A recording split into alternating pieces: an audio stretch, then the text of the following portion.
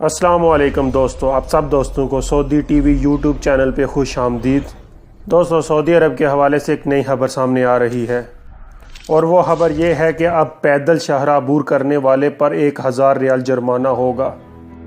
محکمہ ٹریفک نے کہا ہے کہ شاہراہیں عبور کرنے والے راہگیروں پر جرمانہ ہوگا۔ شاہراہ پیدل عبور کرنا ٹریفک کی خلاف ورزیوں میں شامل ہے۔ آجل ویب سائٹ کے مطابق محکمہ ٹریفک نے ٹویٹر پر توجہ دلائی کہ شاہراہ عبور کرنے والے راہگیر کی زندگی خطرات سے دوچار ہوتی ہے۔ اس سے ٹریفک معطل ہوتی ہے اور ٹریفک حادثات کا امکان بڑھ جاتا ہے، اسی لیے شاہراہ کے ایک طرف سے دوسری طرف جانا منع ہے۔